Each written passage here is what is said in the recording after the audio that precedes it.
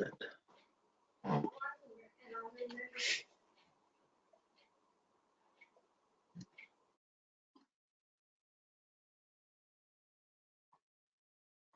Okay, for all everybody who's paying attention or is on, we're gonna start probably a minute or two after 6 just to make sure things are running smoothly. We just started the broadcast, so we'll make sure everything's going, and I'll call the meeting to order probably around 6:01, 6:02, and then we'll go from there to make sure everything works well.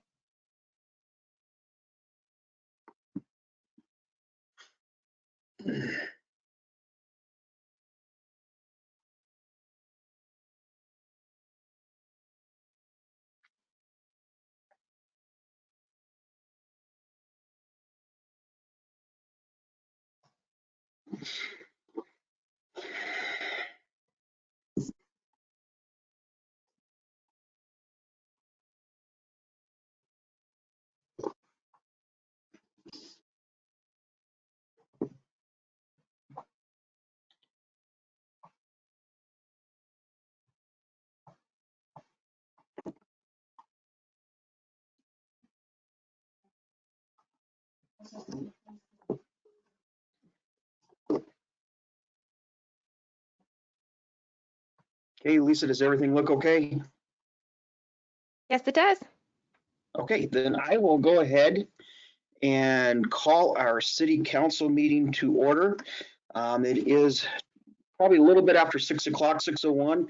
It's April 14th, 2020. We're hosting our first ever virtual city council meeting because of the COVID shutdown, as I keep calling it. So welcome to everybody who was able to register and get on with us today. I ask that everyone just gives us patience as we work through this, and hopefully we don't have a whole lot of bugs that mess us up tonight, but I think we're going to be okay. And then at least for the time being, as long as the governor is ordered to stay at home and things like that, we'll proceed this way, and we'll see how it goes. So I think I need to let Lisa kind of go over some procedural steps for the program that we're working on. So go ahead, Lisa. Hi all. What I just want to go over is just a few basic housekeeping. So this is the interface that you should be seeing with our webinar. It may look a little bit different depending upon if you joined with a Windows computer or with an iPad. So this is your interface. We call this a pane. You can join by your computer audio or by a phone call, or you can do no audio at all.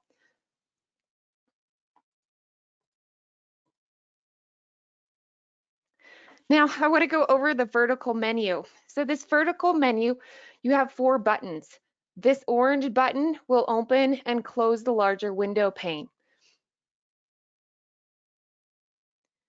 All attendees' microphones right now are muted, and there are 2 ways to communicate with the City Council. First, you can raise your hand by clicking on the hand button on your vertical menu bar, or you can type a question into the question pane in the attendee interface. If you're not connected to the web presentation, you will not be able to raise your hand or to ask a question. Now, how to raise your hand. On the vertical menu pane, there is a little icon that has a hand with a green arrow. If you click on that icon, you'll raise your hand. That arrow will change colors from green to red. At that point in time, a member of the staff will call on you by the name you registered with and will unmute you. And how to ask a question. In the larger window pane, you can open up your question box.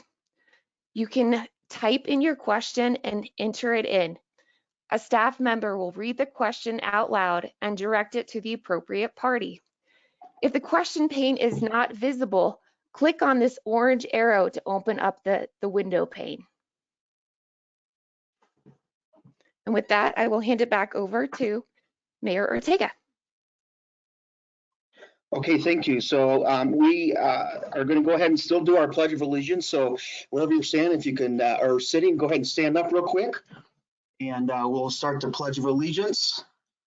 I pledge allegiance to the flag of the United States of America and and to the to republic for which it stands, which it stands, one nation, under God, under God, indivisible, indivisible, with with liberty and liberty and justice for all. justice for all. Thank you. Roll call, please. Mayor Ortega, Here. Mayor Pro Tem Lauer, Here. Councilmember Thompson, here. Councilmember Estes, Here. Councilmember Applegate, Here. Councilmember Geek, Here. Councilmember Duncan, Here. all 7 members virtually present. Okay, thank you. We're going to go ahead and we're just going to go straight into our agenda. Again, we'll just ask for patience as we move through. Sylvia and I will both be kind of keeping an eye on hands being raised and things like that. And so if I don't get you, she will, and we'll try to make sure we get everybody. We want this to be as public of meeting as possible, even though we're doing it virtually. So we're going to go into item number 4, presentations. And board committee commission appointments, we have none for tonight.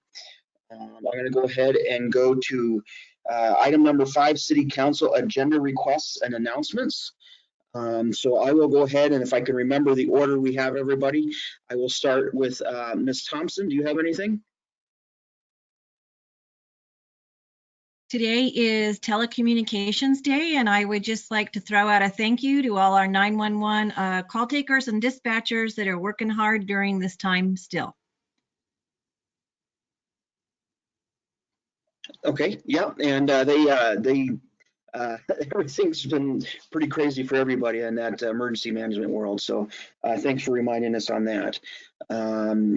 Mayor Pro Tem. Excuse me. Yeah, I'm kind of a little bit upset about this one, so it's got me kind of choked up.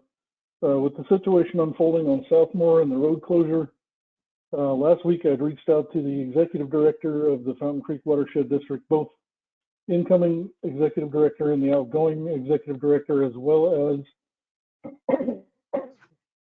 excuse me, as well as this year's chairman and a member or two of the Monetary Mitigation Fund Advisory Committee, to see what we could do to get a watershed district project underway as quickly as possible to get that creek bank stabilized and make sure that area is safe.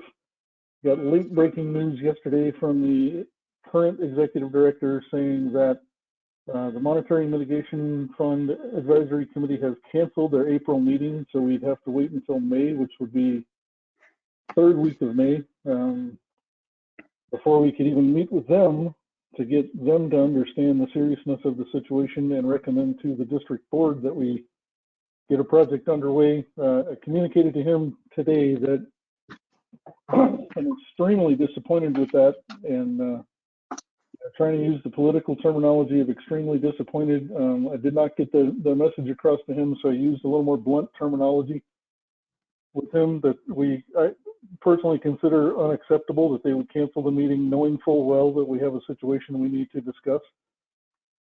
So we are pursuing with the members of the advisory committee directly to put together some sort of a situation where we could all meet and discuss.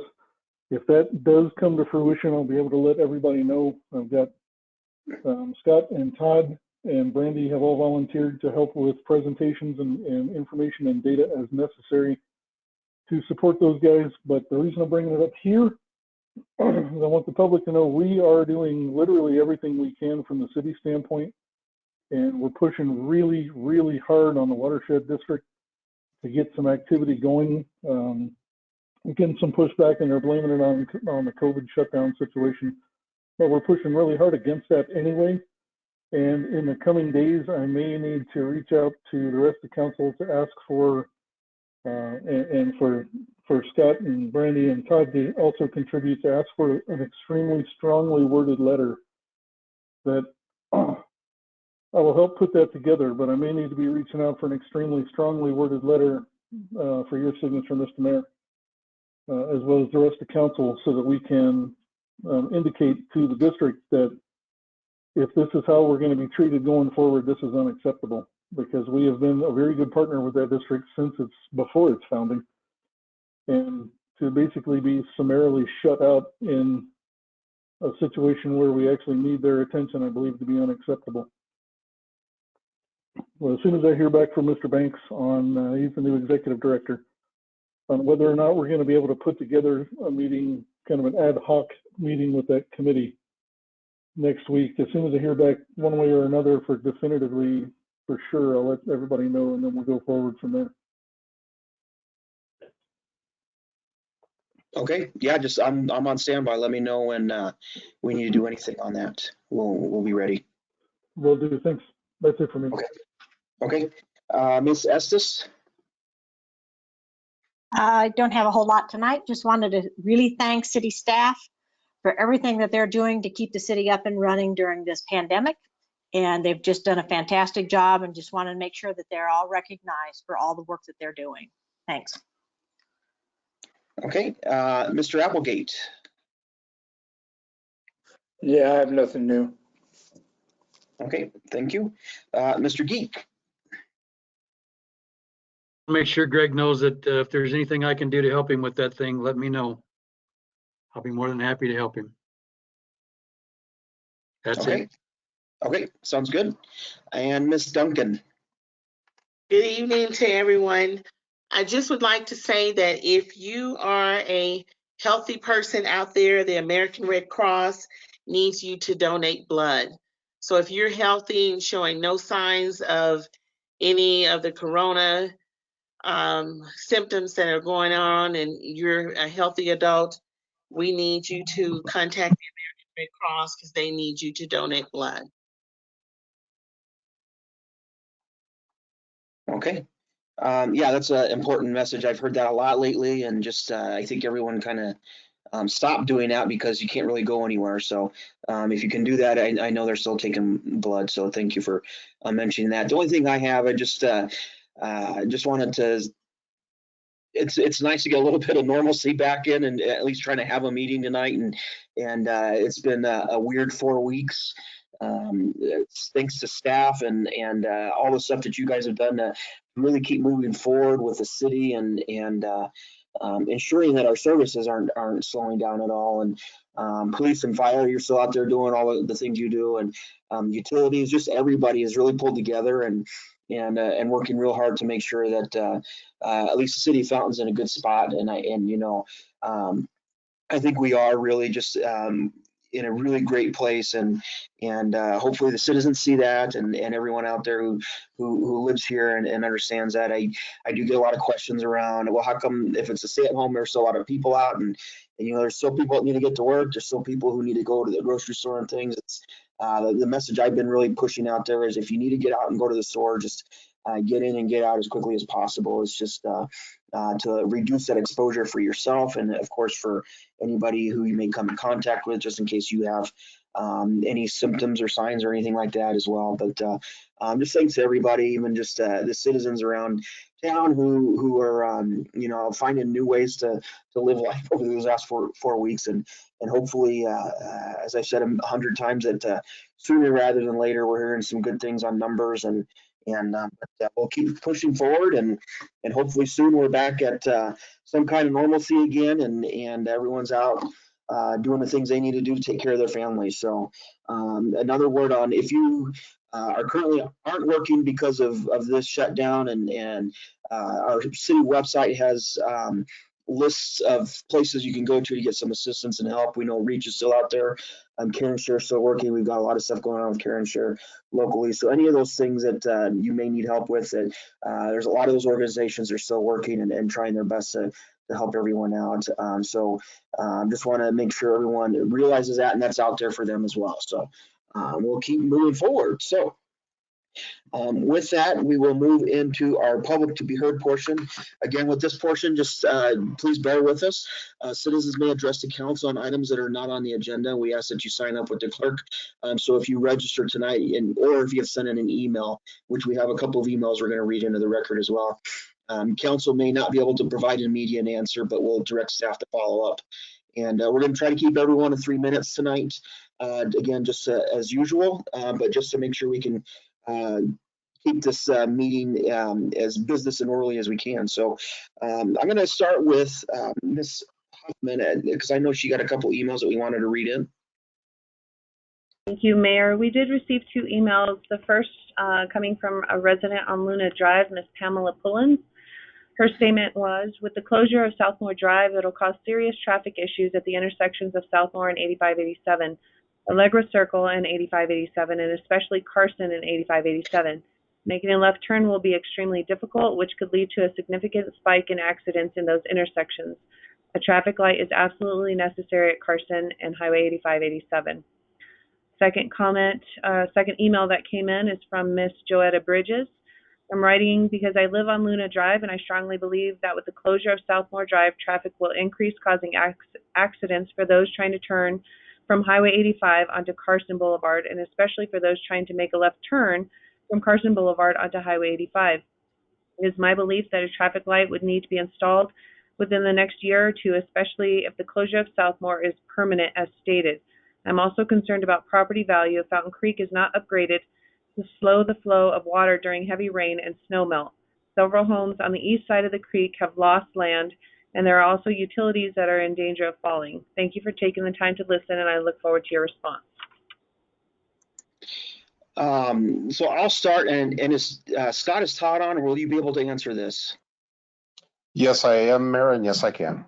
Okay, well, I'll let you go ahead and take it from there. And just the reality with the shutting of Southmore, it is going to cause some problems in other areas. But if you haven't had a chance to look at those videos online, or I don't know, we can drive down there. That one side is just it's at a point where I think any day now, if someone were to be driving their car across there, it's going to go down. So Todd, go ahead. Okay, first, Mayor, I'll go ahead and address the traffic issues that are anticipated at Carson and 8587. As everyone is aware, at least council-wise, that project of improving that intersection was part of the Moving Fountain Forward initiative, as well as it was very high up on our list of projects to complete if the ballot initiative last November had passed. So we do have actual designs for improving that intersection. Our traffic counts when we did those approximately 2 years ago did not meet the levels where a lighted intersection was required. So we had to have improvements anticipated if the funding is available. So we're able to move forward with that if we are able to identify a funding mechanism to improve that intersection. To address the issues with the creek itself, I think Councilman Lauer did a great job of summarizing that. And as a city, at least public works wise, we are really going to be dependent on the Fountain Creek Watershed District to come up with some long-term solutions with us.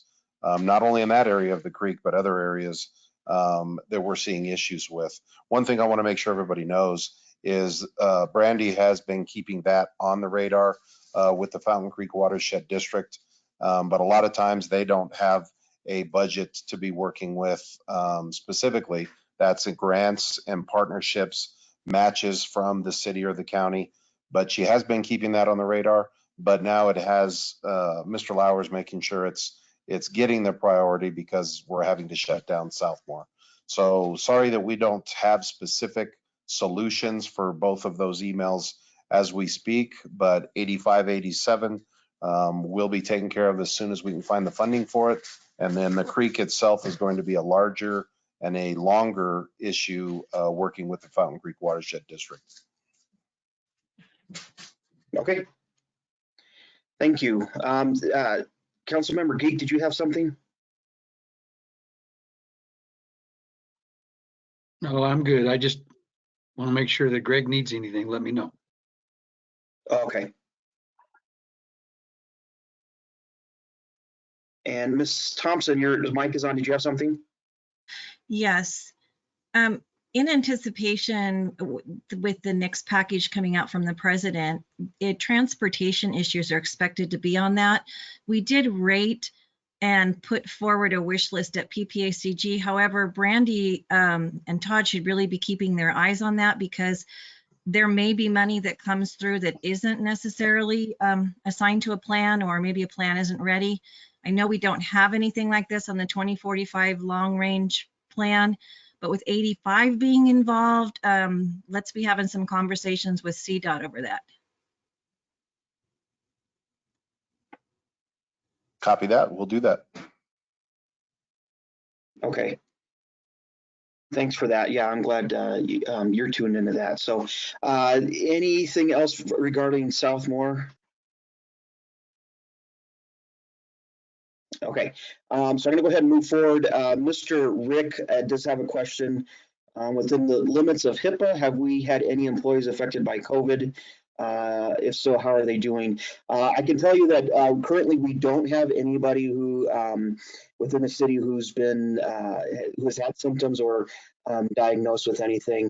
Obviously, with our first responders who go into situations, especially fire, that you know, we're getting a lot of calls, obviously, from people who may be feeling sick or whatnot, and you know, they're going in as best they can, and they're trying to make sure that at least dispatch knows if there's a house where someone may have that, as much as we're allowed to know. So we're going in with every precautions, and we've had a couple of policemen and women that were exposed. They did the 14-day quarantine and came out just fine. And so we've had a couple of those little instances like that, but we've also come up with a plan as to where we can isolate our employees if something were to happen and they get exposed, of giving them an opportunity to recover or just wait out that 14 days. So right now, no one within the city has been diagnosed or have any symptoms. So I think that's it on that question. So I have no other questions. Sylvia, do you see anything? Did I miss anything? No, I don't see anything, Mr. Mayor. Thank you. Okay, and I'm looking again to make sure there's no hands up. No more questions. Okay, we will go ahead. As long as everybody's okay, we're going to go ahead and move on to our consent agenda. All items listed under the consent agenda will be considered to be routine and will be approved with one motion. There will be no separate discussion of these items unless a council member or citizen requests, in which case the item may be removed from the consent agenda and considered separately at the discretion of the council. For tonight's agenda, we have items A, B, C, and D. I'm going to go back to the other screen here. Council. Ms. Thompson. I make a motion to approve the consent agenda. And Mayor Pro Tem? I second that. Okay, we have a motion and second. I'm checking to make sure no one wants to pull anything. Okay, we have a motion and second for approval of our consent agenda. I'm going to have Ms. Huffman do the roll call. Thank you. Mayor Ortega, how do you vote? Yes. Mayor Pro Tem Lauer, how do you vote? Yes. Councilmember Thompson, how do you vote? Yes. Councilmember Estes, how do you vote? Yes. Councilmember Applegate, how do you vote? Yes. Councilmember Geek, how do you vote? Yes. Councilmember Duncan, how do you vote? Yes. 7 yes, motion carried. All right, thank you. We're going to go ahead and go on over to item 8, old business, which we have no old business. We'll move right into item 9, new business. 9A is consideration of items removed from our consent agenda. There was nothing tonight, so we'll move to item B. I'm opening a public hearing to consider the request of an application for a special events liquor permit for American Legion Post 38. I'm going to hand it over to Ms. Huffman. Thank you, Mayor and City Council and public. This is a request of an application for a special events liquor permit for American Legion Post 38. As you all know, they conduct annual events, and they are applying for 3 separate dates on this special event liquor permit. Those dates are April 25th, May 2nd, and July 18th. Understanding the current restrictions on the orders for COVID and social distancing, the applicant does not anticipate still conducting this initial event on April 25th. However, staff has been in contact with the Liquor Enforcement Division, and they intend to apply the fees that have been paid for that event to future rescheduled events. We do not have a rescheduled date for that April 25th and possibly May 2nd event date. Hopefully they can still host the July 18th date. And I believe that we do have Mr. Andy Colby on the line if you'd like me to unmute if you have any questions for him.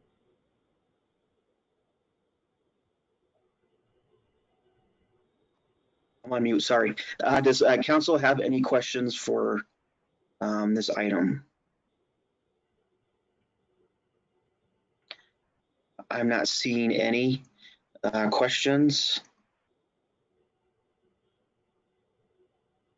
And so we're in a public hearing. I need to ask if public has any questions.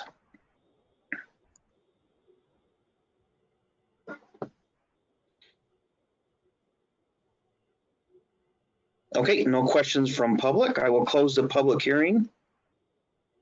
I don't know if you guys can hear my knocker. And then what would the council like to do with this item? Ms. Thompson? I'd like to make a motion to approve, and I hope they were all ready to party hardy by that time. Yeah. And Mr. Geek? I second that. Okay, we have a motion and second. Ms. Huffman? Mayor Ortega, how do you vote? Yes. Mayor Pro Tem Lauer, how do you vote? Yes. Councilmember Thompson, how do you vote? Yes. Councilmember Estes, how do you vote? Yes. Councilmember Applegate, how do you vote? Yes. Councilmember Geek, how do you vote? Yes. Councilmember Duncan, how do you vote? Yes. 7 yes, motion carried. I keep forgetting to turn off my mute button. Item 9C, resolution number 20-026, a resolution authorizing the award of the construction contract between the City of Fountain and Obernick General LLC for the South Santa Fe Water Transmission Main Project. And I think Mr. Murphy is with us today. That is correct. Can everybody hear me all right? I think so. Okay. All right. Good evening, members of council and the public. What we are presenting tonight is a contract for an award of the South Santa Fe Avenue Transmission Main Project. This project was identified a few years ago in the stretch of South Santa Fe from the Fairview Cemetery down south towards the Fountain Sanitation Wastewater Treatment Plant. There's an old 6-inch water main that currently serves roughly 40 to 50 customers. There's a mix of residential customers and commercial entities in that area. That 6-inch water main is old and nearing the end of its service life currently. We are expecting that it will start experiencing intermittent failures and breaks in the coming few years if it's not addressed. Additionally, the current size of that water main at 6 inches is less than adequate for fire flows if anything else was to further develop in that stretch. So we have developed a project to replace that water main with a new PVC water main with a larger size that will improve both the fire flows and give us a new main that should not require any operational maintenance, hopefully for quite a while. This main is also going to be part of a larger phased master plan that started last year with the installation of the 36-inch pipe by the new Fountain Sanitation Building on Old Pueblo and Link. In a project that's currently under design and will be put out to bid hopefully this year or early next year, that main will be extended westward under the creek and then connect into this new 12-inch main down by the Fountain Sanitation Treatment Plant. That connection will alleviate the longest dead-end water main in the city, which will boost flows, fire flows available to everybody in this stretch of South Santa Fe Avenue, as well as help circulate the low zone portion of our system, which is what we call the system area around downtown and the countryside area. So there are plenty of benefits that we have identified through this large master plan, of which this 12-inch is the most imminent piece. We took this project out to bid in late February of this year. We had over 10 interested contractors, thanks in large part to the fact that we were quite flexible on the construction schedule for this project. We asked the contractors to tell us when they could start it to give us the best price, since we were hearing a lot of chatter in the contracting community that they would not be able to do this work anytime in the summer, or in order to do the work in the summer, it would cost us a hefty premium and price to get the work done. So we asked the contractors to tell us when they could do the work for the best price, and that brought a lot of people to the table, which really gave us one of the best bids that we had. So when we closed the bid period in March, we had 5 bids submitted. One of those bidders rescinded their bid shortly after the opening due to an error that they discovered. So we analyzed 4 different bids. Of those bids, we found Olunik General LLC to be the lowest bidder. They came in significantly under the engineer's estimate for this project. We performed reference checks on them with other clients they've worked with recently. We had good feedback from those clients. They all stated that they are capable of performing this work and that they are a good contractor to work with. So with that information, we have offered them the award for this contract. They have indicated that they intend to start the work sometime around June 1st. That was before the state mandated shutdown, so that may tentatively be shifted around, but they've indicated they still aim to begin this work along South Santa Fe during sometime in the June period. A nice facet of this work is that it will not impact traffic on South Santa Fe. There's a lot of heavy commercial trucking down there. We have designed the main to be outside of the roadway, so minus probably a half-day closure of part of the road, there will be no impact on any residential or commercial traffic in that stretch. And then could you jump to the contract details, please?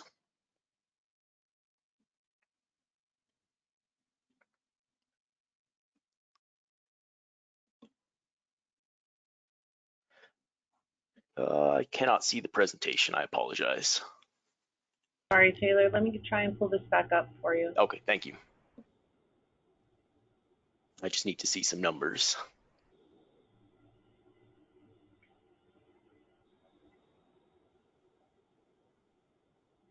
And Lisa, if you're there, I've lost my screen as well.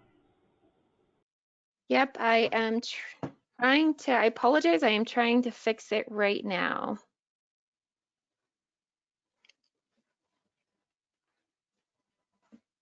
There we are. Thank you very much. So as I said, Olunik General was our identified bidder for award of this contract. Their bid came in at a total sum of $450,080.34. This was well below the engineer's estimate for this project, which is what we allocated our budget funding for the 2020 calendar year. So we do have the funding available to complete this project. In addition to the award of this contract, we are asking for approval of a 10% contingency on top of this amount, just to allow us to negotiate and address any change conditions if they arise in a quick fashion, so that we're not putting the project on hold for a month to get an answer on a small change if that arises. And we do strive to make every effort to avoid paying anything extra to the contractor for change conditions unless we feel that it is warranted. So in summary, we are requesting that this contract be awarded and that the total not to exceed amount of this award is $495,088.37. And with that, I'd like to open it up to any questions from council. Okay, thank you. Any questions from council? I'm kind of looking to see, Mr. Mayor Pro Tem, go ahead. Yeah, Taylor, you said that their bid came in well below the engineer's estimate. Is there any reason, I mean, just as a guy who's seen this happen in the past where they, not this company, but other companies have done that to get the work, and then change order after change order after change order comes in that gets you right back to the engineer's estimate? Is there what's the reason that they're so much below? They had a lower pricing per unit of piping, which was the largest bid item by quite a hefty margin on this project. It wasn't low enough, though, that it raised red flags for us. And I actually mentioned that we had 5 bids, but only considered 4. The lowest bidder was the bid that was rescinded. They came in at less than half of the original engineer's estimate. This contractor came in about 90,000 under. The next highest bid was still 30 to 40,000 in that ballpark above them. So it wasn't a large enough outlier that it gave us concern. The price Okay. they gave for piping was reasonable on the low end for the actual price of piping from a supplier plus labor to install that. It wasn't the fact that the price of piping was higher than the bid they gave us. That was an issue with the lowest contractor, and the second we opened that bid, that raised alarm bells, but they rescinded it because they'd made an error. So we feel that they can deliver it at this price. They may not make the largest of margins, but we feel that they can deliver the project at the price they gave us. And that was a question that we asked of the references, if they lowballed bids and then tried to claw it back through change orders. And we heard that no, they're usually a bit lower on bids, but they don't try to nickel and dime for everything. That was one of the main points that stuck with us from the references.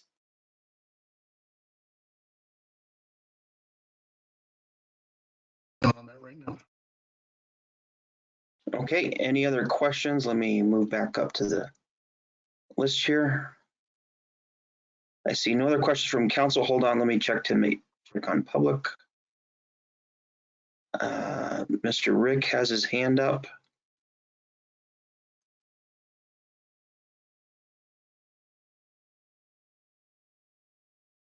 Okay, go Yes, ahead, sir. Mr. Rick. Thank you, Mr. Mayor. Is Chief Maxim on the line? I need to ask him a question concerning this contract as it runs down by the fuel depot. And he had expressed some concerns to me that if we had a fire down there, we wouldn't have enough water to deal with the situation. I want to ask Chief Maxim if this project will assist him in the event we have a fire at the fuel depot. He's not on the line, but if Mr. Murphy or can answer that, or Scott or somebody, I think it would help because it's going to add that extra bit of pressure down there. But Mr. Murphy? I can't speak explicitly to that property, but currently all the water to that region is pushed from the north, from the interchange by 128 south to your site, the fuel depot there. So if there's a failure north of you, then all water is cut off the way the system is currently set up. And in addition to that, if you're pushing all the water you can, you're constrained by that 6-inch pipe. Once this widened main is put in, you'll have far more than triple the capacity of water that we're able to push down there, as well as once we install the next section of the 36-inch transmission main, which should come at early next year at the latest, you'll have water pushing from two directions. It will be coming from the countryside region to the east, as well as pushing from the north. That will greatly increase the fire flows available to sites there for sustained large volumes of water to be taken from the system. I understand that and I appreciate it. And thank you for explaining that. But when Chief Maxon and I went out to the area, there was only one fire hydrant that was close enough to the fuel depot to provide him with water to fight a fire in vicinity of that fuel depot.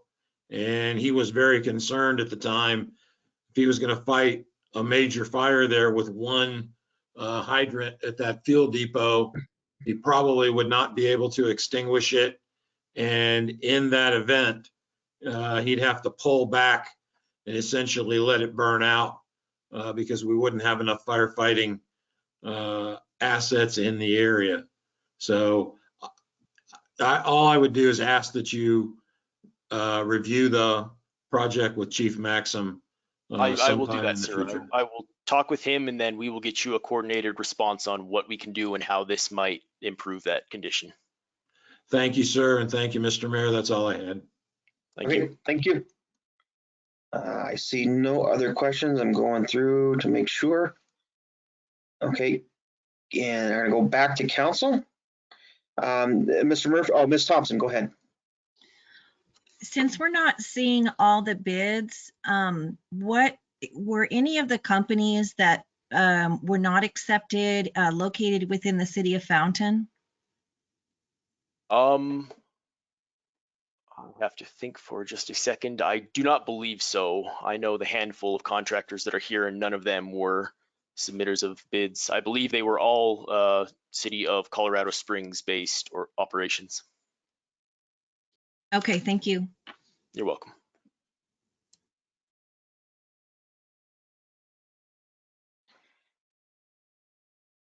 Okay, I see no further questions. Unless Mr. Murphy has anything else, what would council like to do? Mr. Geek, I'd like to make a motion to approve resolution number 20-026. and Ms. Duncan? Second. Okay, we have a motion and second for approval. Ms. Huffman? Mayor Ortega, how do you vote? Yes. Lauer, how do you vote? Yes. Councilmember Thompson, how do you vote? Yes. Councilmember Estes, how do you vote? Yes. Councilmember Applegate, how do you vote? Yes. Councilmember Geek, how do you vote? Yes. Councilmember Duncan, how do you vote? Yes. 7 yes, motion carried. Okay, Mr. Murphy, are you still on? Yes, sir. Okay, so there was another question, I missed it. Mr. Rainville asked, will there be ties off to this main for local businesses? We will be shifting all of the service taps from the existing main to this new main. So there will be short stretches of new connections just to redivert those service lines to the new main, since it's going to be offset a few feet from the existing one. But that's the extent of the service replacement work involved with this project. Okay, sounds good. And he replied, thank you. So we're good. Thank you. You're welcome. Okay, we will move on then to item 9D. I'm opening a public hearing and resolution 20-018, a resolution approving an amended and restated service plan with material modifications for the Norris Ranch Metropolitan District numbers 1 and 2. Ms. Martinez. Thank you. Good evening, Mayor, City Council, and members of the public. This is Christy Martinez with the City of Fountain Planning Department. Tonight is a amended and restated service plan with material modifications to the Norris Ranch Metro District, numbers 1 and 2.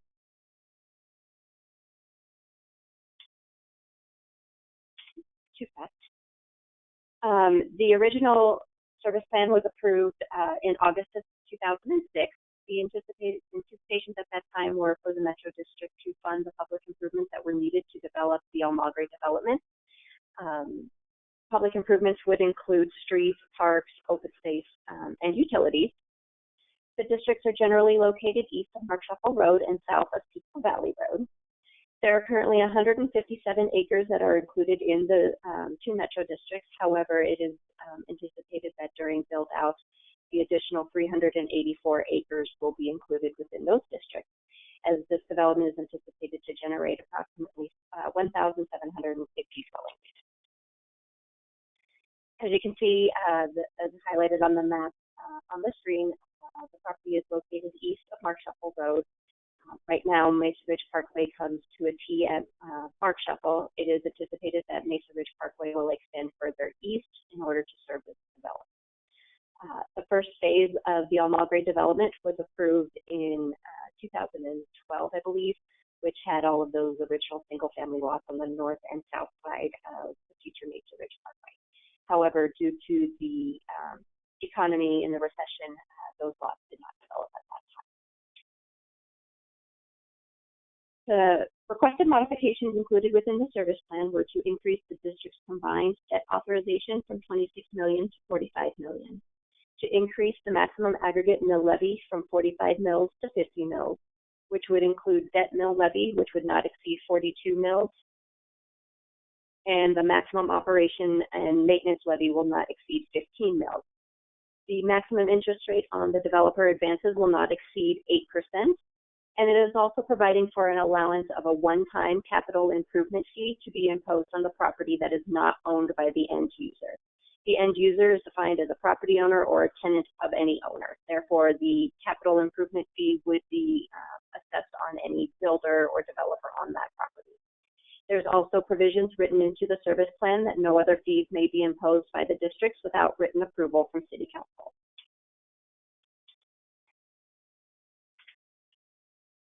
We do have Tim Flynn with Collins Cochran Cole available on this call. He was retained by the city as the special district attorney to review this in more detail than staff is able to. Some of the highlights that he identified was for the district to reduce the maximum debt authorization. This was done by reducing the debt service or increasing the debt service coverage from 1% to 1.2%. The debt service coverage is the ratio of the cash flow available in order to pay their debt, so that's providing them a little bit more leeway and have those available funds to reduce that debt down over time. The second option was to impose limits on the use of fee revenue. As originally proposed, there was some leeway in terms of how fee revenue could be used to cover debt. The city was not comfortable with having that leeway provided by the district. Therefore, we had agreed with the district attorneys to reinstate the limitation that would require any city council approval of any fees before they could be imposed, and that they cannot be used to cover the debt service. The statutory requirements when reviewing service plan are outlined in section 32.1.203 subsection 2.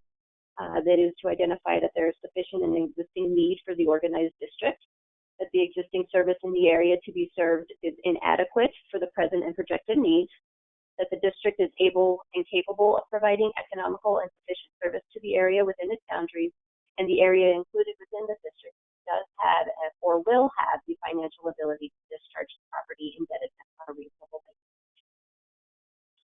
City council authority is outlined in other subsections of the state statutes for the Special District Act. City Council has the authority to either approve without conditions or modifications the service plan that is presented, to disapprove the service plan amendment, or to conditionally approve the service plan amendment.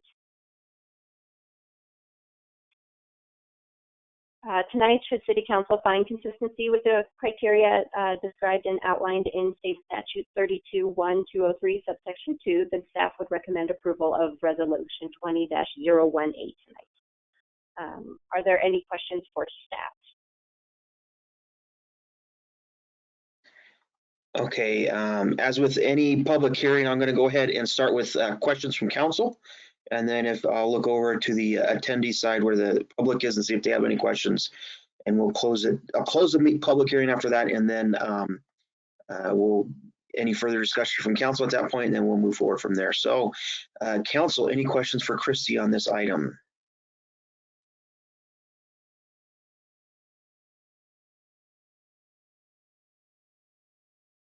I'd like to note that we have Tim Flynn with Collins Cochran Cole available, who is the city's special district attorney, in addition to the Norris Ranch Metro District legal team, which is Nicole Finko and Russell Dykstra, with Spencer Payne available for any specific questions on the service plan or the district itself. Okay, and Mr. Geek, you popped up. Did you have a question? Yes, is this all residential?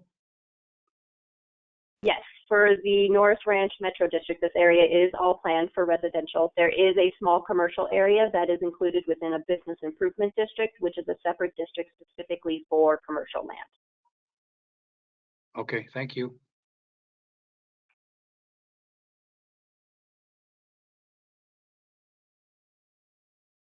Okay, I don't see any other lights or anything for council. I'll move over to public. Mr. Rainville had a question. Is there any commercial property in this metropolitan district? I don't know that that question was answered, but if you want to just. Go ahead and answer that Within again. this metro district, there is not any commercial land. There is commercial planned at Mark Shuffle and Mesa Ridge, which is included within a business improvement district, which is a separate improvement district from the Norris Ranch Metro District. This specific districts are to cover the residential development only. Okay.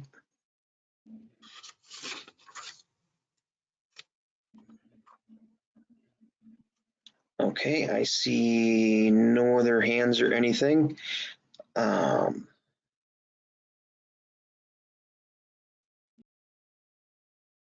Just giving a couple more seconds here to make sure I don't miss anybody.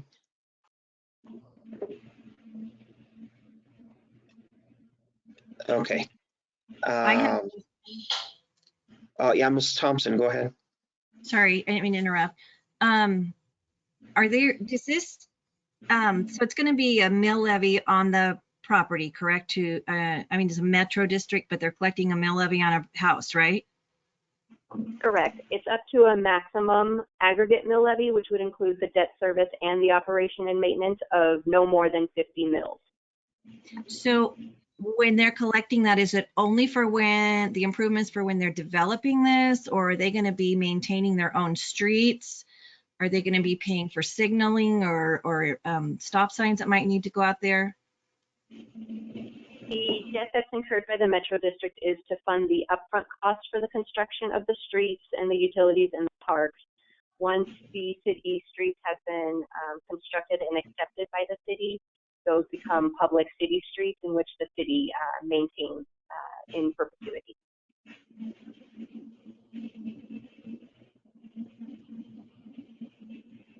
Okay, but they're gonna keep collecting the money forever on those homes, right? Correct. The mill levy is in place on the property taxes and would be collected either until the debt has been paid off and discharged in order to maintain the long-term maintenance of the parks and open spaces. Okay. What is the increase in the amount? I don't know if this can even be answered on the estimated cost that's going to add to the price of the house to increase it that much. It would be approximately $1,100 per year on their property taxes on a 6,000 square foot lot, for an example. That's the new one. What is it under the one that is already approved, not the one for tonight? I believe they still have a aggregate mill levy of 45 mils, so it would be just under that 1,100. And that's a year. Per year. This isn't an HOA on top of that, is it? I'm not aware of an HOA at this time. That would be up to the developer when the development is constructed, if they wanted to implement and create a homeowners association for this area.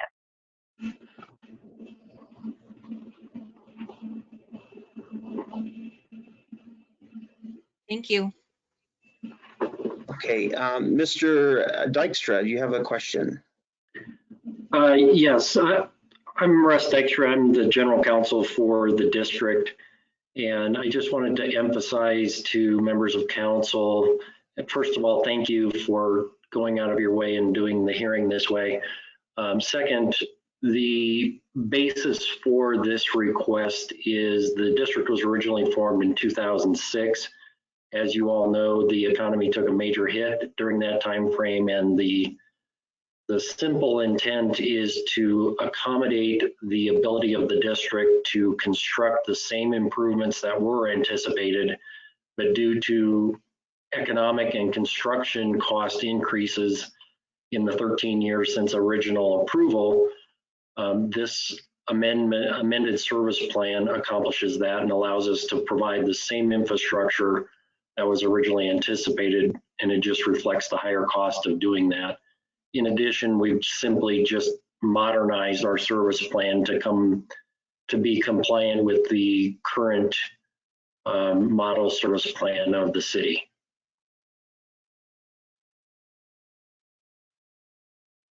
Okay, thank you.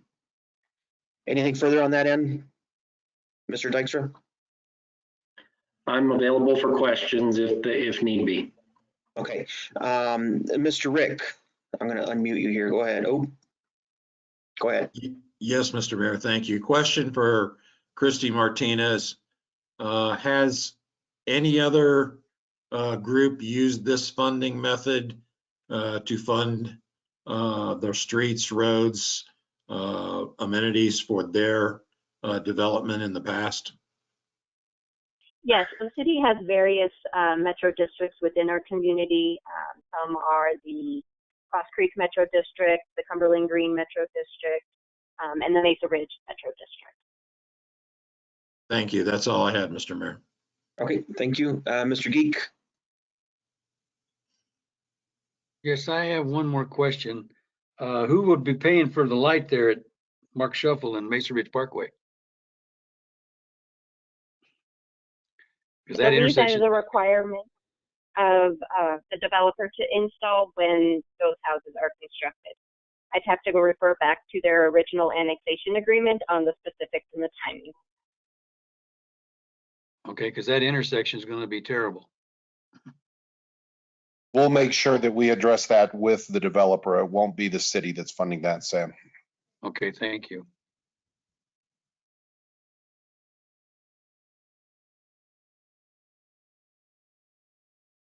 I'm on mute. Making one last look at for hands or anything. And council. I see no further questions. With that, I will close our public hearing, and unless there's further discussion, what will council like to do with this item?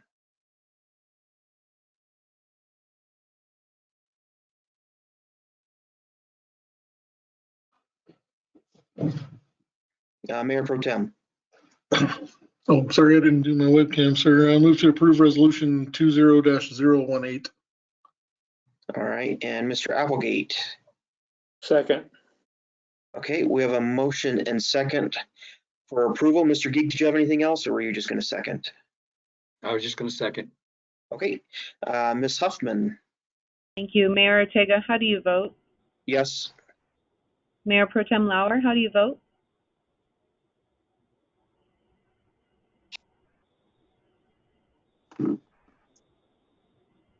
Mayor Pro Tem Lauer, how do you vote? Sorry, it looked like I was muted by the organizer as well, so I vote yes. Thank you. Councilmember Thompson, how do you vote? No. Councilmember Estes, how do you vote? Yes. Councilmember Applegate, how do you vote?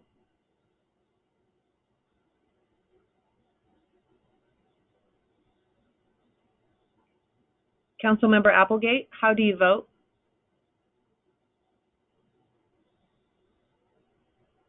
I vote yes. You muted me from the organizer. I couldn't get in.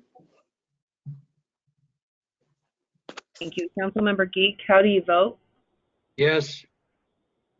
Councilmember Duncan, how do you vote? Yes. Thank you. 6 yes, 1 no. Councilmember Thompson voting no. Motion carried. Okay, and normally we allow whoever has a opposite vote or a vote different than the rest an opportunity to explain. Ms. Thompson, do you want to have that opportunity, or are you okay? I'm okay. I have a concern of the amount of money. I understand things have gone up a lot. I'm not in the construction business, so I have no idea what the baseline is. $1,100 mill levy on a home is just a lot of money. So Okay. that's it. Okay, thank you.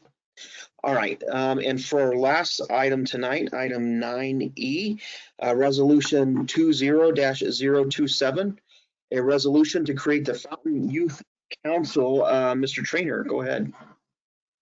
Thank you, Mr. Mayor, members of the City Council. What you have in front of you right now is Resolution 2027, and it's to create a new youth leadership body that we're calling, for lack of a better term, the Fountain Youth Council. This was really sort of the dream idea of Councilmember Duncan, and so I know she'll want to talk about this in a minute as well. But let me go through this real quick. What a youth council is essentially doing, or is essentially designed to do, is a setup as a shadow leadership type of opportunity for youth to be involved in the community, to provide a link between the organization and the youth of the community, and to give them leadership skills and to give them opportunities to expand their abilities and their experiences as well. So the resolution in front of you creates a youth council. The purpose in that resolution is develop and foster a self-directed group of youth leaders with the time, energy, and passion for change, who are educated and informed of the functioning of local government and that represent and advocate for youth throughout the community. So this is a little bit of a unique group in that it's not necessarily limited to a certain number of youth. Anyone between 14 and 18 years of age within the city of Fountain, that could be publicly schooled, privately schooled, homeschooled, really anything in there, any youth that between 14 and 18 that's in good academic standing, will be able to apply, submit an application, submit references. Those will be reviewed, and then they will have the potential to be appointed onto this youth group. The terms of office are for 1-year terms, and we did that deliberately to make sure that we're providing plenty of opportunities for youth to get involved. The resolution also sets up officers and sort of the basic structure of how that group would operate. And then it also gives a list, and I won't go through all these, but of duties and responsibilities and the types of things that these folks would, these youth would be involved with. And then it really identifies it as an advisory committee to the city council. And so, you know, that might be something where if the city council has something that might involve the youth, that's something that they could put a question in front of the committee and have the committee, or excuse me, the council look into, the youth council look into. Or the youth council may be exploring different things to better our community for youth, to provide opportunities. And so that would be the kind of thing that they would bring to the city council. The other thing that this resolution does is it creates a scholarship program. And for those that were around when we had the Parks Youth Board, we had 2 $500 scholarships that we did annually. And that really went to youth that had really shown over the years a lot of involvement. So they had been involved, and I can't remember, 3 to 4 years of their high school tenure, they had been involved in the Parks Board, and then they could apply and potentially be awarded a scholarship. So this scholarship program would be essentially the same thing. It'd be 2 $1,000 scholarships. By the way, that's not in the budget for this year, and it's really not anticipated that it would be in 2020. It's anticipated the first one really be in 2021. So it's definitely subject to council appropriation in the budget. So we would bring that, if this is something the council approves, we would bring that to the budget process this year for next year to get that approved, and then begin with that. It anticipates having a city council member ex officio sitting on that as sort of a mentor leader for that. Any questions? I've tried to give you kind of a good overview of that. Any questions you have for me?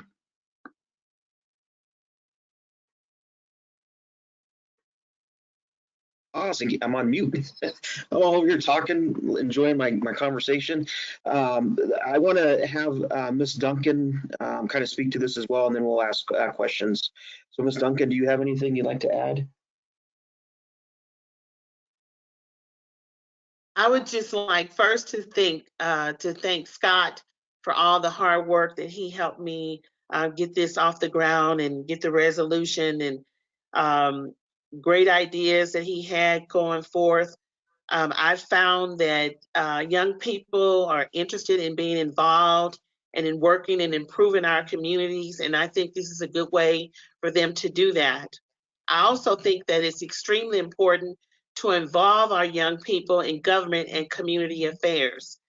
Students, they ask great questions and they have sound suggestions about what they would like to see the city do to improve the quality of life, not only for them, but for the community. So I think that this is a great start to get that started. I think after being cooped up in the house, they'll be ready to get started and get rolling. That's all I have. Okay, any questions from council on this item? Ms. Thompson?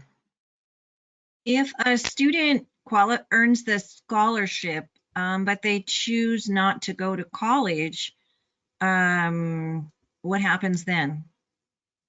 So the way that we would typically do that is they would be awarded the scholarship, but under that scenario, what we would do is actually cut the check directly to the institution. And so that, and that's pretty typical with scholarships. My kids had the same thing happen. So they would let us know what school they end up going to. So Pikes Peak Community College, CSU, whatever. And then we would cut that check directly to the institution. That wasn't the question. The question was, if they don't go to college right away. Then they won't receive it. Okay. Okay. Is there a time limit? Well, we haven't anticipated that. There Well, could be. A lot of kids are starting to take a gap year. Right. Yeah. No, we could definitely, you know, we would create an application process. What's that? Dave's making a face. Gap year. You know, but my niece just took one. We haven't created that application process, but that's definitely something that I think that's a great question. That's something that, you know, we haven't got to that point yet, but we would want to include that in the process for sure. Thank you. I guess the only, some recommendations or suggestions I think to think about. When I first started council all those years ago, we did have a youth council that was somewhat involved. The issue I think we were running into, just for Ms. Duncan, to kind of keep in the back of her mind, and whoever else helps out with this, is just a couple things in trying to get students, when we go to schools and school districts and ask for participation on things. I can tell you, just from speaking from experience, where you know, teachers and counselors and things like that, they, you know, we have a lot that we have to get in throughout the year, and so just be patient with the schools and the school districts and trying to get this thing off the ground. I think if this resolution passes and we look to doing that, just, you know, maybe on the front end, just a lot of time, and since this may not occur till 2021 anyway, it might help to get some people involved at the district level or whatever level that is that we're going to be looking for kids. Because again, they have a lot of tasks and things they need to get done as far as teachers and just a normal course of a year, and then to throw other things on like that. I found that at that last time we did this, it was just really difficult, and we weren't getting as much participation as we were hoping. Same with the kids, and they get really busy with all the things that they're trying to do and schooling, and then just trying to get into colleges and things like that. That really takes up a lot of time. So just kind of things to be wary of, I think. And it just ended up being at the point where we're going to have to, the tasks that we're going to ask of our student council or youth council, that they're really meaningful in the fact that the last couple of years we had students who were doing it more just so they can put this on their resume, and so their participation wasn't as great as we would have liked. So we really got to, you know, high interest this thing up, so that once we get that buy-in from the youth and really that they're taking off and running with it, I think will help make it successful for the city. And that's really kind of what happened, how it kind of just eventually it died on the vine back then. It's just that the interest levels were just kind of dropped off. And so you know, just kind of some things to think about. I think it's a really neat idea to get our youth involved, and they, you know, they always talk about, well, we want to have a say too, and so this will be a good opportunity for them to have that. Ms. Duncan? Yeah, that is great advice. I have spoken with some members of the board for the education, and they are excited about having the youth involved.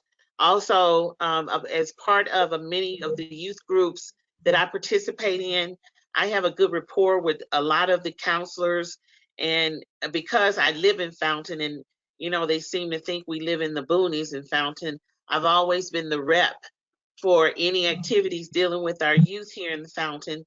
So I pretty much have a roadmap of how to get to all the schools and who the principals are and who the counselors are. And I think they're just as excited as we are to get this up and running. It gives the kids a way to help others improve in their community. Like you say, it strengthens their resume and college applications, and it gives them a way to meet new friends. And, a lot of kids in this area I found don't really go to our schools here, and they're distant from each other. So it gives them the way to meet friends. They get personal growth, and they get work experience. We'll be having things that they can do like canned food drives, tutoring, develop some type of cohort program, creating a garden that we need here in this area. A lot of activities, baking and acting, job skills. So it's a lot of things that we're offering that I think the community will be welcoming for our youth. Great. Sounds like you got a really good idea of plans to move forward. So sounds good. I'm going to open it up for any further questions. Okay, seeing none, what would council like to do with this resolution?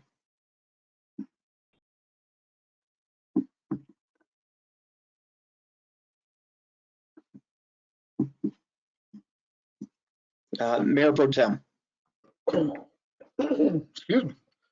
Move to adopt resolution 20-027 to create the Fountain Youth Council.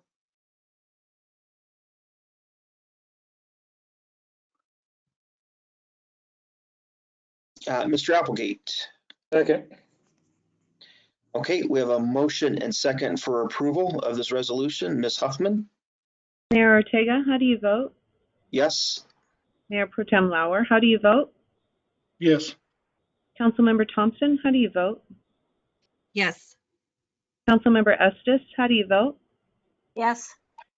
Councilmember Applegate, how do you vote? Yes. Councilmember Geek, how do you vote? Yes. Councilmember Duncan, how do you vote? Yes. 7 yes, motion carried. Okay, great. Good luck with that, and let us know how we can help once you get moving, and we'll go from there. Item number 10, correspondence, comments, and ex officio report. So I will start as usual with City Manager Scott Traynor. Anything for tonight? Okay, yeah, thank you, Mr. Mayor. Does this camera make my head look big, by the way? No. Yes. Not, you Yes. see, yeah, I do. I do. Todd would jump on there for sure. Yeah. Thank you. And by the way, I guess the first comment I want to say is just to thank Sylvia Huffman, our city clerk, and Lisa Godwin and the IT folks who really helped put this whole virtual thing together. This is new territory for us, and so man, but I think so far it seems like it's run pretty smooth. And Mayor, you're doing a great job running this. But just really want to thank those folks. They've just done a great job. I called up Sylvia about 15 minutes before this started, and I told her, I don't know why, but I feel really nervous because I've never been a part of a virtual city council meeting before, but I think it's coming off just great. Okay, so I wanted to share just a couple things. It's really, without getting into too much detail, it really is about our COVID response. I just wanted to mention, and another question had been asked earlier, but at this point, all of our public safety folks who had been in quarantine just out of precaution, they've all been released and they're doing well. We are still working, our employees are working almost entirely from home.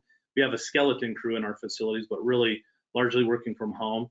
And then up to this point, we really tried to focus on the things we need to be doing to keep our employees safe and to continue to provide the essential services, the critical services that we really need to do for the community. But now we're really starting to talk to our employees and trying to drum up some ideas on, what can we do to really, beyond just the critical services, what are some things that we can be doing and thinking about to support the many additional needs that have popped up in our community. So, just a couple days ago, I saw a news article about the huge increase in the demand, I should say, with the food pantries. And so, are there some things that we can be doing to support food pantries, or anything that we can be doing out there?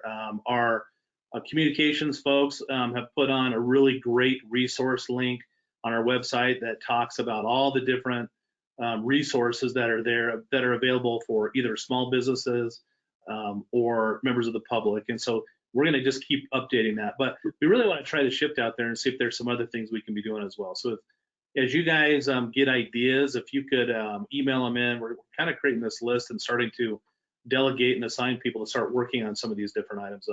I know, Mayor, you did a couple Fridays ago, you went to support Reach Pikes Peak by picking up a large load of food for them from Care and Share, because they didn't have the capabilities to get all the food down to Fountain that they needed to. And this last Friday, our Parks folks did the same thing. So anything that we can do to support. So I just wanted to mention that real quick. Let's see. And I think that covers all the little things I want to do. So thank you. Okay, I do want to mention when I went down to Reach had reached out to us to see if we had any available vehicles to go and help them, because they have a lot of organizations within the region who go and ask for food, take it back. And there was a large, I don't know who it was, they didn't tell us, but they had a larger organization that was going to take a bunch of food, and at the last minute, for some reason, they canceled. And so that's why it opened up a ton of space for us, or gave us a lot of food. So it's happened now, I think, twice, where other communities or other organizations have not taken the food that they were allotted. And so Care Share has been great to work with Reach and get it down to Fountain. So we've been able to serve a lot of families. No, it was just, I borrowed a trailer from Chief Eber and took it up there in my truck. We loaded it up and brought it back down and got it unloaded. And so they were ready to go for the following Monday. But thanks to everybody who helps out with all that and on that. I do want to also recognize Scott, and I've done it a few times in a few different areas, but for public who's still on, just to realize that when this COVID kind of started up, it started back in November, December, over in China, and then as it's kind of progressing, and you're watching all this stuff going on, probably a month before the shutdown here, maybe a little bit before that, Scott, and I were talking and just said, hey, I think I want to maybe just kind of look at some plans of just kind of run through some scenarios and get some plans together. And I'm like, sure, I guess, I had not knowing where we were going to be today, but just a forethought that you had in really getting the city in a spot that I don't think anywhere else in the region or a lot of places, even in the state, we're as ready as we have been because of that forethought you had and moving forward and just coming up with a plan. I think we're all the better for it. So I just want to say again, a shout out and thank you for just kind of being a forward thinker on that. So it's really helped us at the city level and even now our staff, the things that they're thinking about as we move forward with this thing is really, we're ahead of the game by a lot compared to some of our partners here in the region. So thanks for that leadership, Scott. Thank you, Mr. Mayor. I appreciate those words. We have a great staff who helped, and they took my paranoia and turned it into something worthwhile. So anyway, thank you. I appreciate it.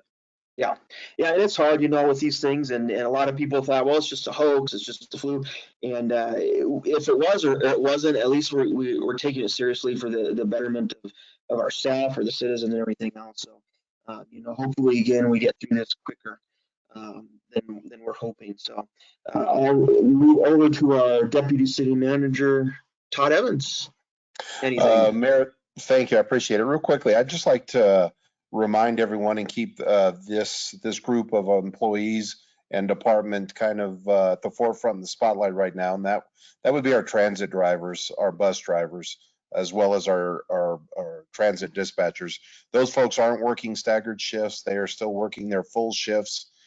We have run into some issues. We had one driver that was exposed, not at work, but at home, who did get tested and was negative, did their quarantine, and they came back negative. Just examples, we've had one rider that wouldn't stop coughing on the bus, so we've had to refuse. They thought it was allergies, but we can't take that chance right now. We're currently retrofitting the buses to put plexiglass in between the drivers, and where they enter, we don't have the ability to have the riders enter from the rear of our buses. So we're doing everything we can. They've had PPE this entire time, but that's just a group of folks that I'd like to keep at everybody's thoughts. They're out there every day working their full shifts. So our first responders, everybody knows how much I support them. Our health workers get highlighted quite a bit, but that's just a group of folks, and our numbers surprisingly aren't as low as we thought they would be. So that's just a group of employees that's out there every day, and I wanted to highlight them there. And that's it.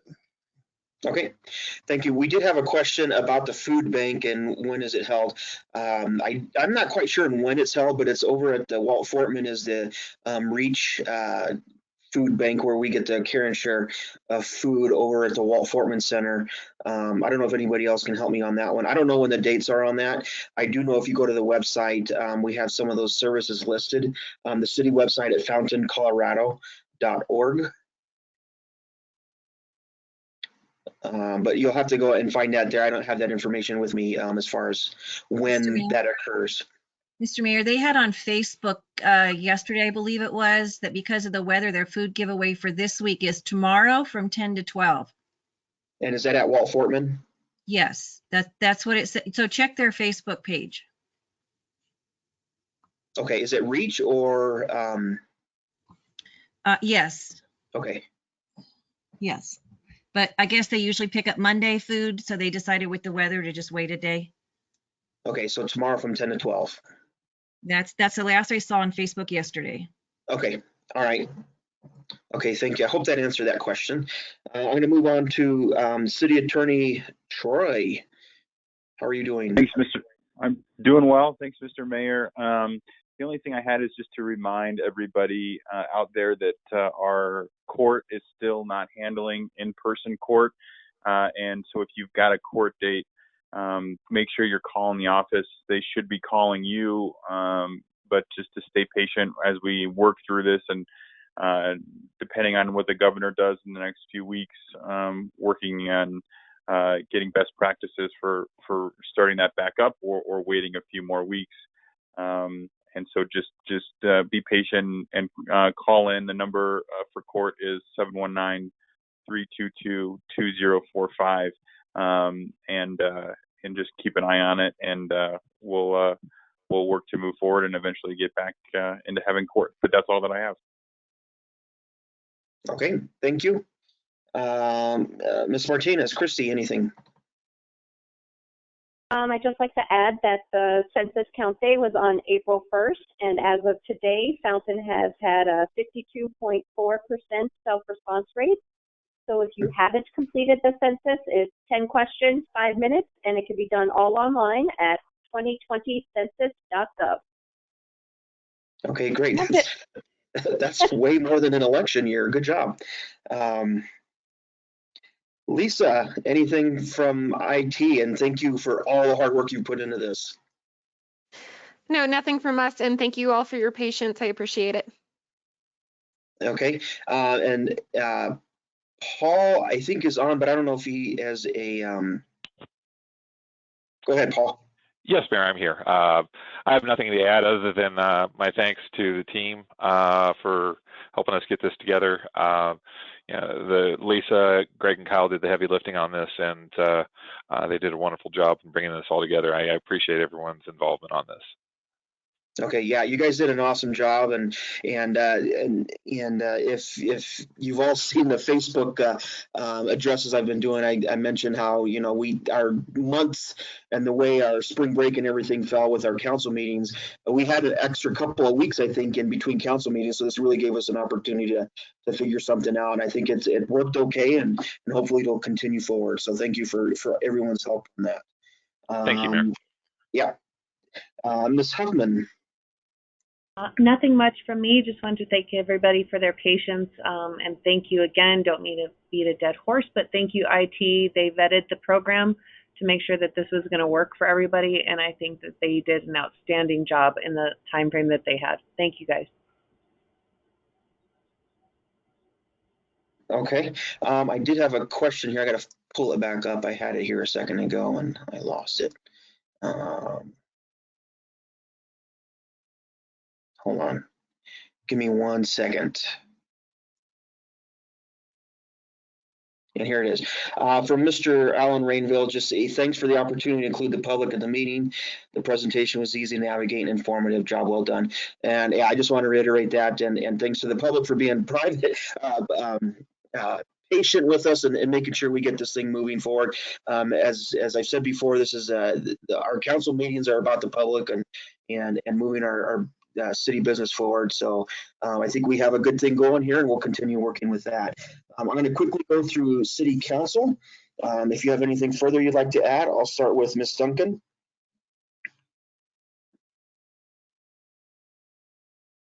Okay, thank you.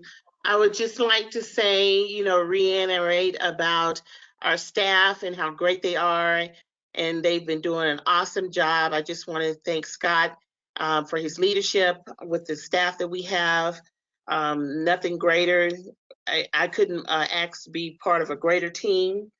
I just also would like to say that if there's been a spike in child and spousal abuse during this crisis, and if you do not feel safe at home or know someone who does not feel unsafe, to call the domestic violence hotline at 1-800-799-7233. That's the domestic violence hotline, 1-800-799-7233. That's all I have. Okay, thank you, Ms. Duncan. I'm going to go back to staff. I forgot Mr. John Trilch. Yes, good evening, Mayor and City Council. Thanks for that. I did want to take the opportunity just to share with Council and the public listening, the various information that we have worked to put on mainly our city website, which has turned into a good tool considering, that we're all doing things virtually. Right on the main page of the website, we have a link for health information, link that takes you directly to El Paso County Public Health with the latest factual information about coronavirus as it relates to what you can do and specific coronavirus questions. We have also changes to city services that's been updated very frequently. As soon as we have a modification or a change to a city service because of the coronavirus emergency, we post that right there on the website to see. Scott mentioned earlier and a few others about the link we have that contains useful resources in the community. And that includes information about where community members can find food, including the Reach Pikes Peak. In fact, there's 9 other organizations we have listed there that have food resources. There's information for businesses relative to business relief and business loans. There's information about behavioral health, general health. So a lot of information, even stuff we put on there about how you can volunteer if you want to in the community, want to get involved in different things in the region, what you can do. So we update that frequently. We post alert banners on the very top of the page for information that is emerging or we want to get out very quickly, like the governor's stay-at-home order when he put that out as an example. And then we're doing your updates, Mayor, weekly. And I think that video that you do has been well received and is getting good coverage in the public. So just wanted to kind of highlight those different areas and ways that we're working to share information with the community. And Alibi, kind of not coronavirus related, but regarding our intergovernmental support agreements, we did in mutual agreement with Fort Carson delay the implementation of our pest control IGSA until July due to this this emergency and just some of the friction it was creating in moving into implementation. So pending anyone's questions, that's all I have. Thank you, Mayor. Okay, thank you, and sorry, John, for skipping over that one. Okay, I'm going to get back to council. Mr. Applegate, anything?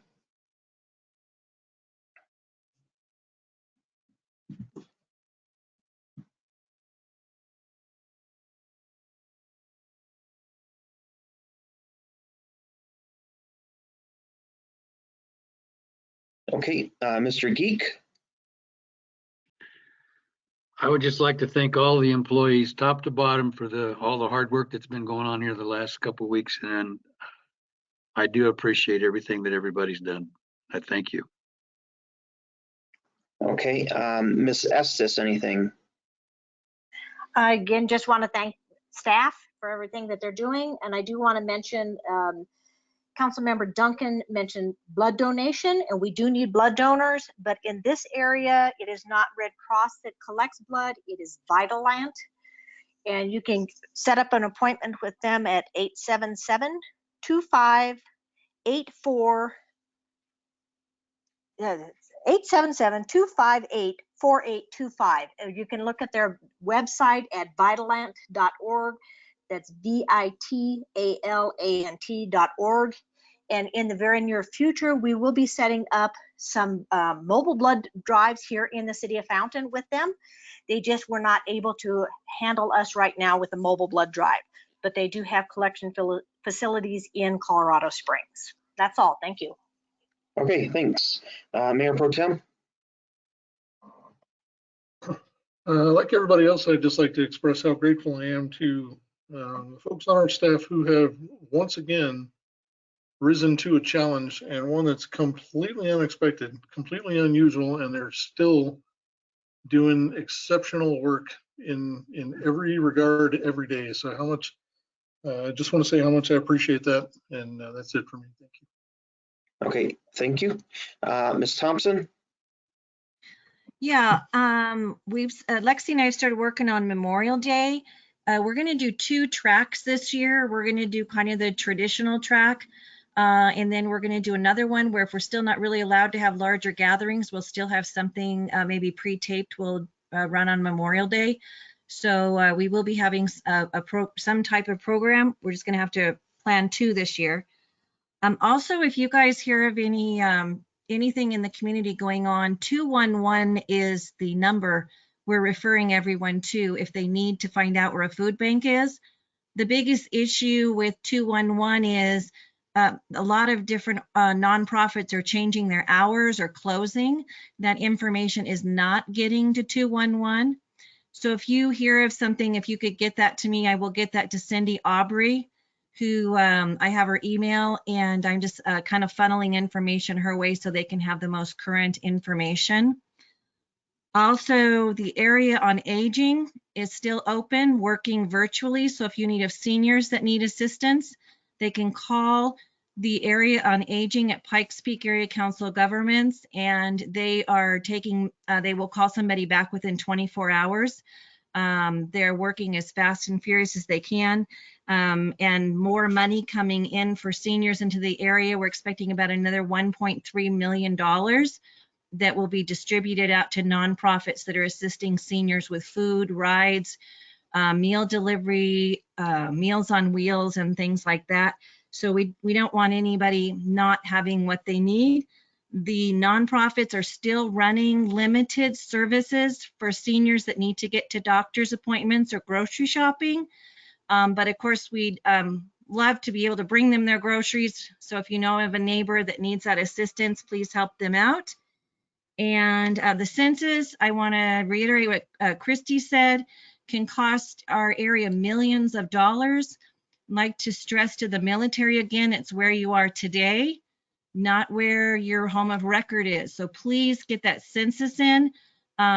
We really, things get planned in the area as far as funding, congressional seats, and all sorts of important stuff based on how the census comes in.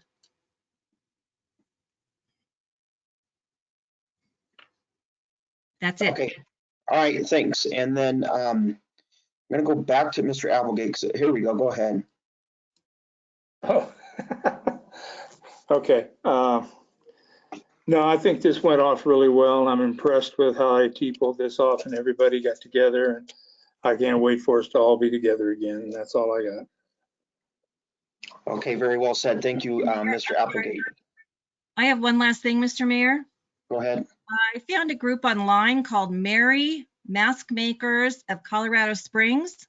They've been making cloth masks for first responders, and we are going to be with Chief Heber and I are meeting them tomorrow. They are donating 200 of them to our first responders here in the city of Fountain. We will be having those as of tomorrow. They're reusable.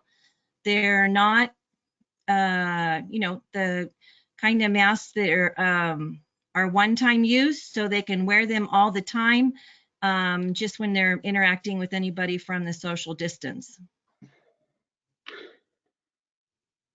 Okay, great. With that, I think I am the last person for today. Thank you again to everybody for just the patience and working through this, and IT staff. I think this is we could chalk this one up as a victory, and we did really well with this tonight. So though it's not permission to have a long meeting for the next meeting, just to throw it out there. But I am excited that we were able to do this and pull it off, and as everybody else said, and I'm looking forward to being able just to be back in council chambers and having our meetings there. So with that, no executive sessions tonight. Our next regular council meeting will be April 28th, 2020 at 6 p.m. And as long as everything looks like it'll pretty much continue, we'll probably do it virtually again. But past that, I do think that's it. So I'm gonna go ahead and adjourn our meeting. Thank you for attending.